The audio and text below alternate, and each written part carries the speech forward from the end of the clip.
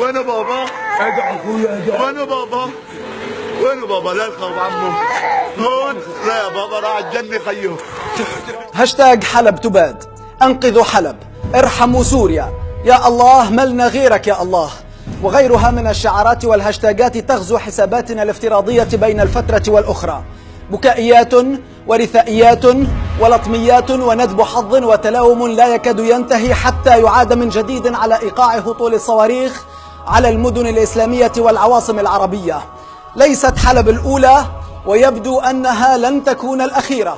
سبقتها في سوريا درعا وحما وريف دمشق ومضايا وغيرها أيضا، وسبقتها في العراق الأنبار والفلوجة والبصرة ودار السلام بغداد.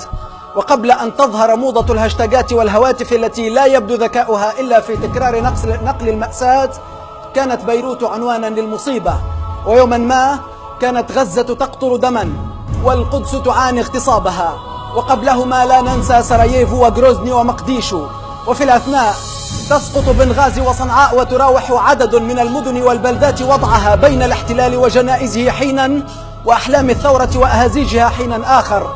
ماذا أصاب العرب؟ وماذا حل بالمسلمين؟ هل من مجيب؟ هل من ذي رد؟ هل من يدلنا على عنوان السلامة حتى دون النصر؟ هل من يعلمنا كيف نعود بشرا حتى لا أقول كيف نعود رجالا؟ هل نحن أمة؟ هل نستحق حتى مجرد الاعتراف بنا أجساما من حقها العيش دون حق النصر على أرضها التاريخية على كوكب الأرض؟ هل وصل بنا الحال أن نستجدي حق الحياة يا أمة؟ أهذه أمة المليار أم هذه خير أمة أخرجت للناس؟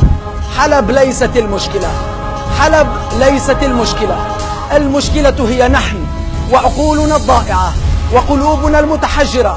متى وجدنا الحق واتبعناه عدنا نعد بين الأقوام والأمم، أما هكذا فما نحن إلا أرضية يلعب عليها الكبار، وما دماؤنا إلا ضريبة على وجودنا، وما حياتنا إلا مزية من عدونا. قال الله: اهدنا الصراط المستقيم، فقرأها المسلمون: اهدنا صراط الخسران وقتل بعضنا بعضا وشدة بأسنا على بعض. أيها المسلمون، أيها العرب، استهدوا بصدق حتى تهتدوا حقا.